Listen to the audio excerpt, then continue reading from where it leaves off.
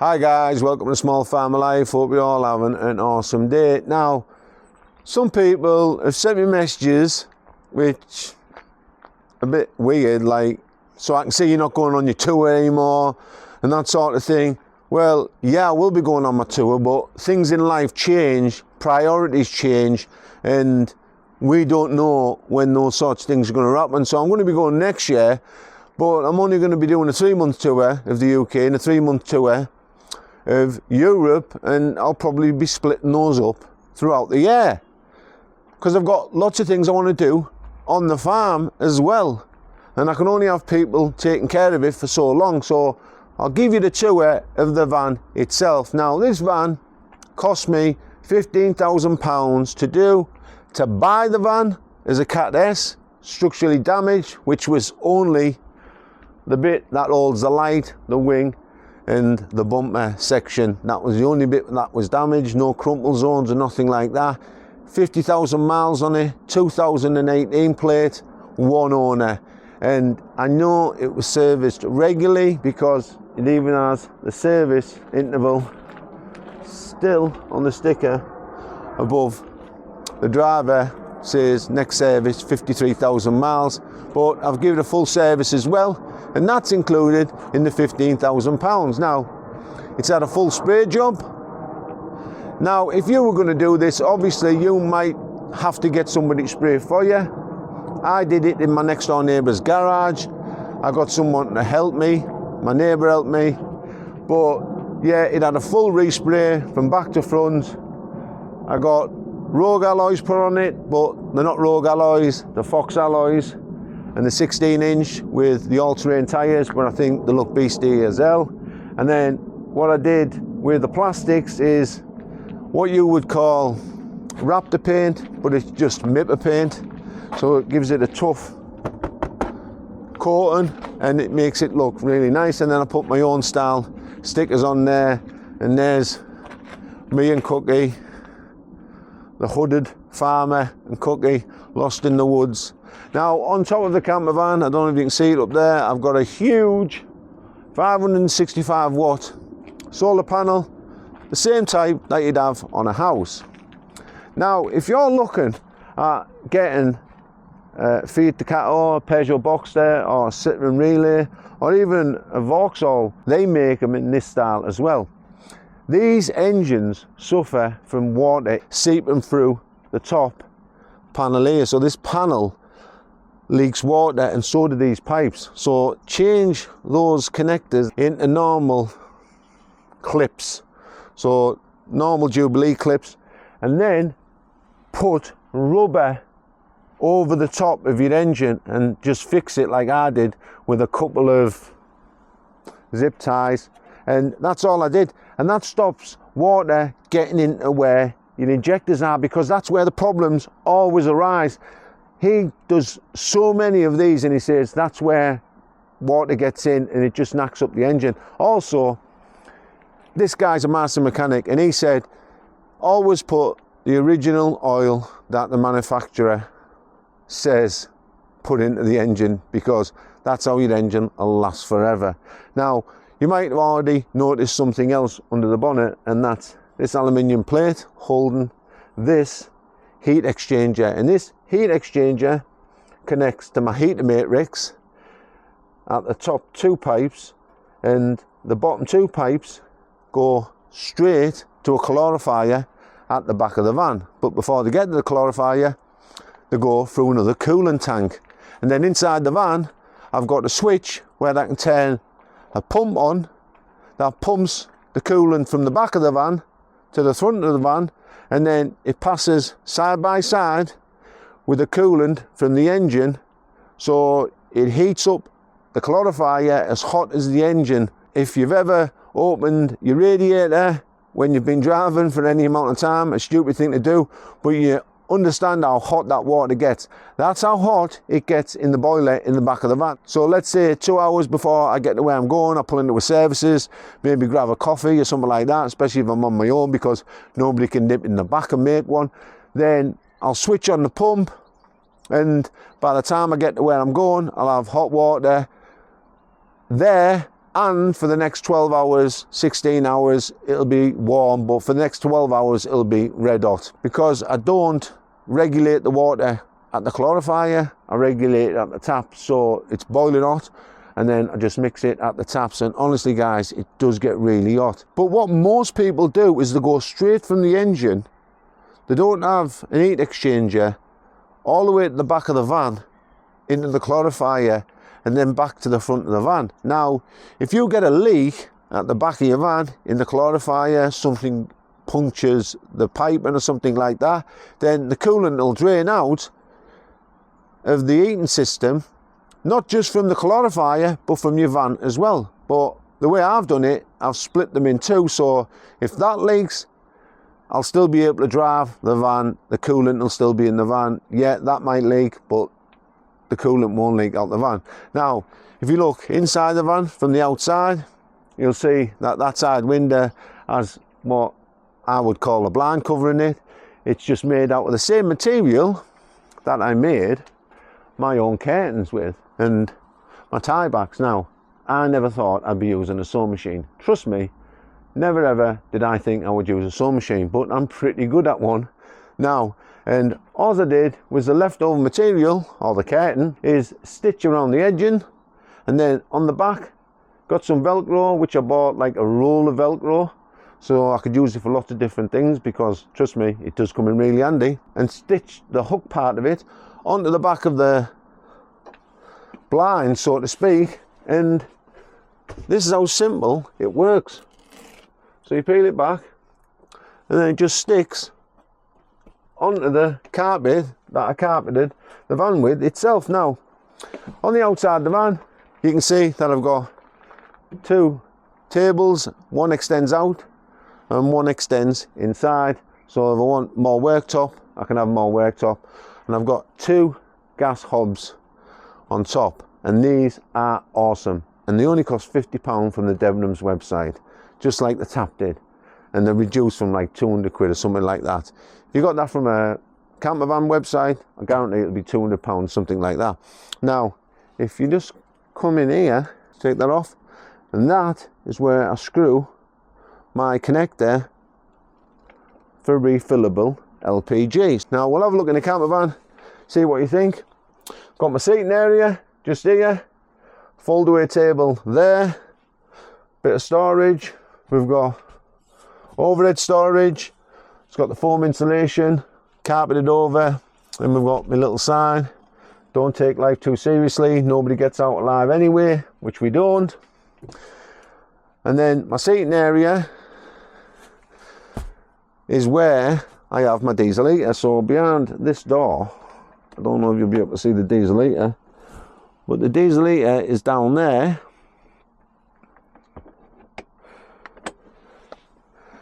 And this is where you control it from here. Now, I have the vent for the diesel heater just under the bottom of here, so I can slide it backwards and forwards.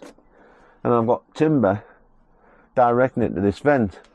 And it does heat up the van really good. But another benefit of it is because it's underneath the raised floor, it keeps me tootsies warm when I've got my socks on. So on a winter's day, if I've got it on, then it's going to keep my feet warm. If I've got my feet on the floor, I have the front seats that turn round, that one turns round, this one turns round. Now on the back of them, I've got these storage things, I don't know what to call them, but it's for storage, and they cost £6.99 from Lidl or something like that. I have my coat rack here. That's why I didn't put this cabinet all the way at the end. Well, that's sort of a lie. I had enough timber to go this far, and I thought, well, that's a good place to put me wet jackets and that when I come in from a walk or something like that. But yeah, I didn't want to put a cushion on the back. I just sorted out these two types of cushions. And this cushion here, I bought off Facebook Marketplace, and the woman paid £148. I seen the receipt for two cushions, not much bigger than that. And that cushion is really comfortable, honestly, guys. And then I've got two lights here. They are so bright, honestly. Might not look it in the daylight, but on a night time they light up outside the van, and that's what they're really for, to light up outside the van without being outside the van. Then I've got two air vents, they've got LED lights on, and these aren't even that loud. That's full blast, and then when you go down one you can't really hear it at all. But if I'm cooking, I can have the air going out. If I want air coming in and coming across me, across the bedroom area, I've also got another one at the back of the van. And I think they're great. They cost me £200 for the pair. A lot cheaper than those Air Max fans you can get now. Everyone goes on about Air Max fans, Air Max fans. It's just a brand. At the end of the day, the motors. And if those break, I can replace them really simply and really easily. Now, when I did this van, I did everything in sections. So I could take this camper van apart relatively quickly and put in any other electrics I wanted to without a struggle. Now, lots of people put tongue and groove and all that sort of stuff in the camper vans. It's really heavy and it'll just take a long time and be a nightmare to upgrade those types of camper vans.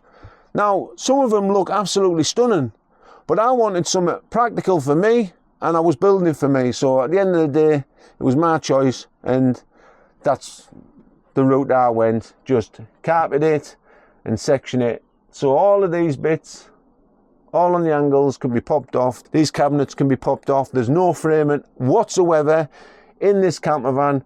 The only framing is between the shower wall where the water pipes go up behind it. That's the only framing in this camper van. And honestly, these cabinets are as solid can be. I think putting lots of framing in, I've seen some people put 4x2s and that sort of stuff in camper vans. There's no need for it. I've never seen a camper van or a caravan that's been professionally built use 4x2s or anything like that, or 2x2s, and I've took a few caravans apart and static caravans. It's always thin timber, and it's the cabinets that keep the caravan together. And if you're thinking about your van, well, it's the structure of the van that's keeping the van together. So your cabinets don't have to be built like they're going to last for 100 years or something like that. Anyway, let's get back to the camper van. So I've got a storage area above where my work area is, and I have USB ports that I can plug my MacBook into.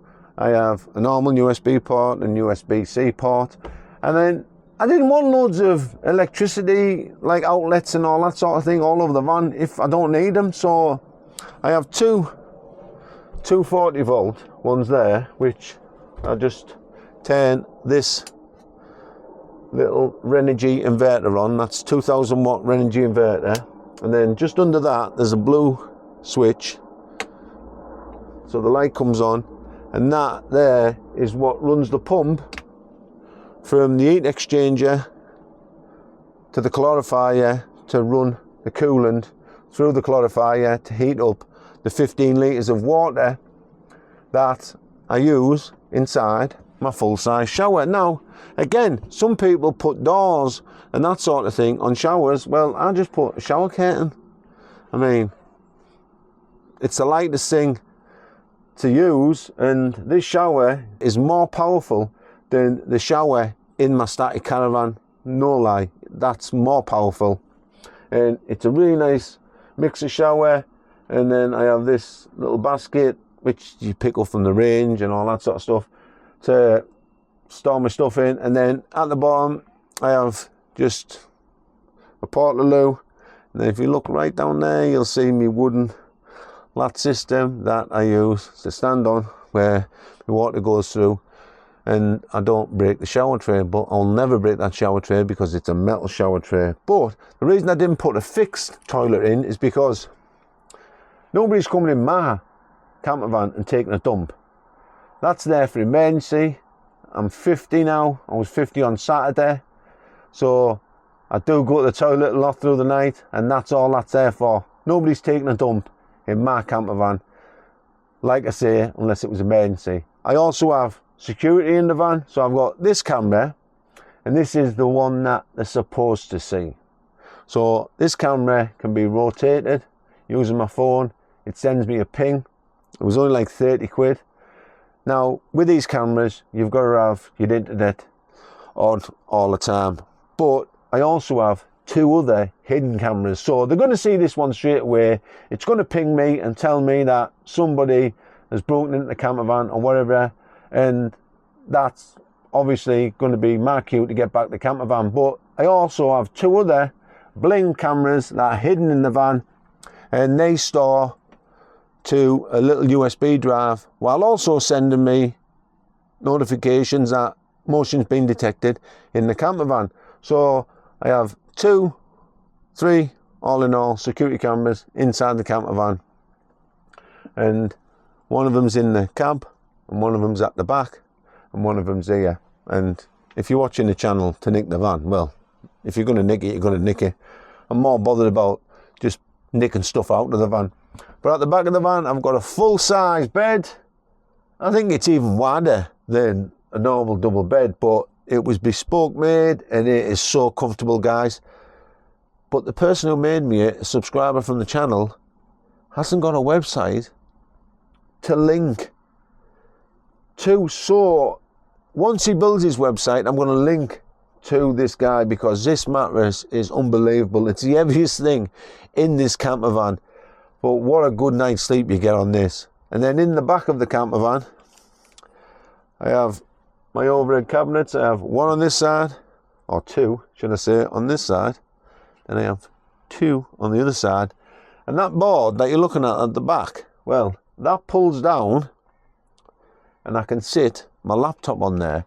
Because I didn't want to put a TV in, because I'm never watching TV. If you've got a camper van, you're sat in there and you're watching TV, then what's the point in going in the camper van? You want to be out and about.